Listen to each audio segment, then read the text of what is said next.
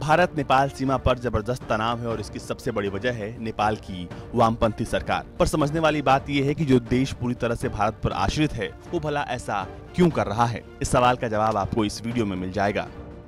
दरअसल इन सब के पीछे चीन का शह और वहाँ की सरकार है जो चीन के उकसावे में आकर तनाव को बढ़ा रही है।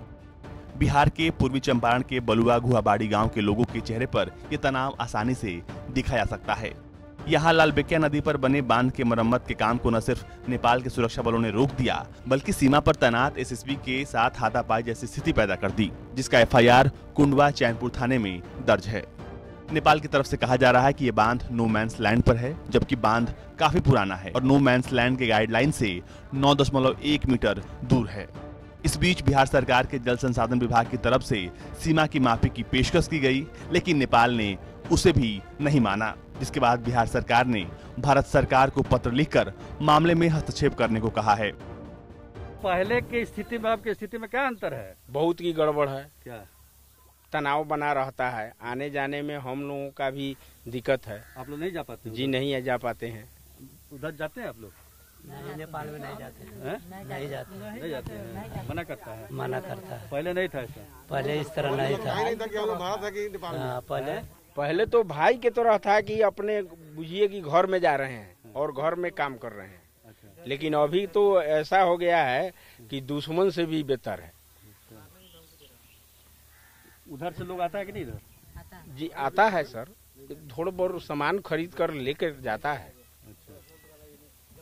तुम लोग बताओ क्या अंतर देखते हो दोनों? बहुत अंतर है। यहाँ अच्छा खासा बाजार लगता था, लोगों में सामान खरीद बिक्री होता था, रिलेशन भी जुड़ता था, लेकिन अब ऐसी स्थिति नहीं रही।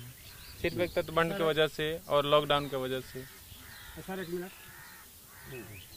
हम लोग जो बचपन से जो है देख रहे बांध है, तो नेपाल का लोग का कहना है कि बांध हमारा पड़ता है, रोक लगाता है बराबर, इसी कारण जो है विवाद यहाँ हो रहा है। वो तो है ही। तो ये विवाद बांध को लेकर है।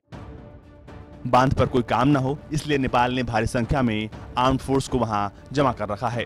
पर नेपाल सरकार को मालूम हो कि जितनी जनसंख्या नेपाल की है उससे 5 गुना ज्यादा जनसंख्या बिहार की है और बेवजह उलझना उससे बहुत महंगा पड़ सकता है।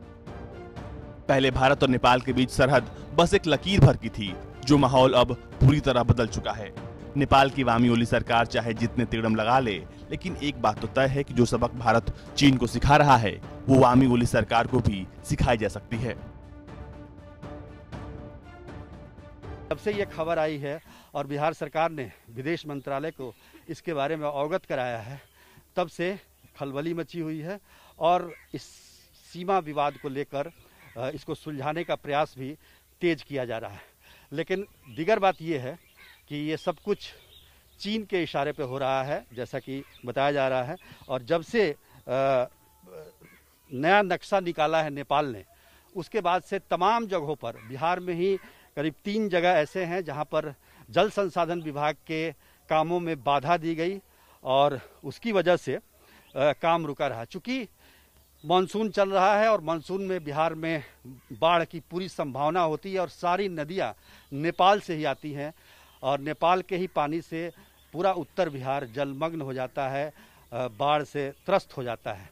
और उसी को रोकने के लिए ये तटबंध बनाए गए हैं और इसकी हर साल मरम्मत भी की जाती है, लेकिन इस साल ये नहीं हो पाया है। कैमरामैन नदीम आलम और सचिन पांडे के साथ सुजीत कुमार झा, भारत नेपाल सीमा, पूर्वी चंपारण।